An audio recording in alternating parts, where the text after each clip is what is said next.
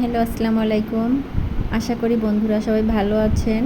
আমিও খুব ভালো আছি। আজ আমি যে নিয়ে আসলাম একটা মজার রেসিপি, আমের আচার। এটা আমের বার্মিজ আচার। আমার মেয়েরা এটা খেতে খুবই পছন্দ করে। আর ঝড়ে গাছ থেকে অনেক আম পড়ে গেছে, আমগুলো তো নষ্ট করা যাবে না। এজন্য আমি এই আমগুলো দিয়ে বিভিন্ন প্রকারের আচার তৈরি করে নিয়েছি। আর এর ভিতরে একটা রেসিপি আপনাদের সাথে শেয়ার করলাম। এটা আমি প্রতি বছরই এই আচারটা তৈরি করি। এই আচারটা আমার বাসার সবাই খুব পছন্দ করে। আর এটা আপনি 1 বছর ধরে সংরক্ষণ করেও খেতে পারবেন, এটা নষ্ট হয় না। যাই হোক, আমগুলা এই যে আমি এখন সুন্দর করে ধুয়ে নিচ্ছি যাতে কোনো ময়লা না থাকে। ধোয়ার পরে এগুলাকে আমি একটা চালনির ভিতরে নিয়ে পানিটা ঝরিয়ে নিব। নেওয়ার পরে আমি আমটাকে কাটবো ফালি ফালি করে। আমটাকে কেটে এটা হচ্ছে আমি একটু সময়ের জন্য রেখে দেব। তাই ছাড়া আর কোনো ঝামেলাই নেই। এগুলা ফালি ফালি করে কাটার পরে এটা শুধু জাস্ট চিনি দিয়ে এটা রেখে দিতে হবে। অটোমেটিকলি ওর গা থেকে পানি ঝরে যায়। আর তখন সেই চিনির পানি সহ এর ভিতরে আমি কড়াইয়ের ভিতরে দিয়ে দেব।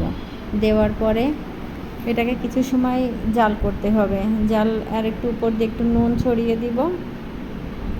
এরকম জাল করলে এখানে কিন্তু কোনো পানি দেওয়া যাবে না।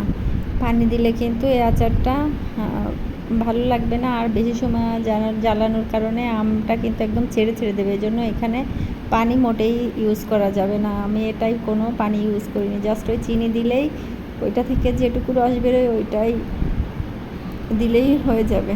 আর এখন আমি সুন্দর করে এটা নেড়ে নিচ্ছি। এটা বানানো একদমই সহজ, কোনো ঝামেলাই নেই তৈরি করা। আপনারা এভাবে তৈরি করে কিন্তু বছর ভরে সংরক্ষণ করে খেতে পারেন। আর বাড়ির বাচ্চারা খুবই পছন্দ করবে আচারটা। আর আমার এই গাছের আম খুবই টক, যার কারণে আমি আরও একটু চিনি এর ভিতরে অ্যাড করলাম। কারণ এত টক যে এটা এমনি খাওয়া যায় না। আর তারপরে যেহেতু আচার বানাচ্ছি, আর একটু মিষ্টি মিষ্টি হলে বেশি ভালো লাগে।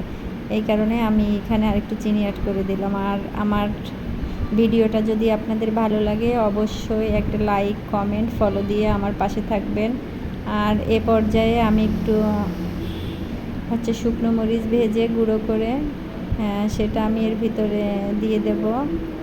আর এটা চিলি ফ্লেক্সটা দিলে কিন্তু আচারের টেস্টটা অনেক বেড়ে যায়। একটু এর ভিতরে একটু আমি এলাচ দিয়েছি।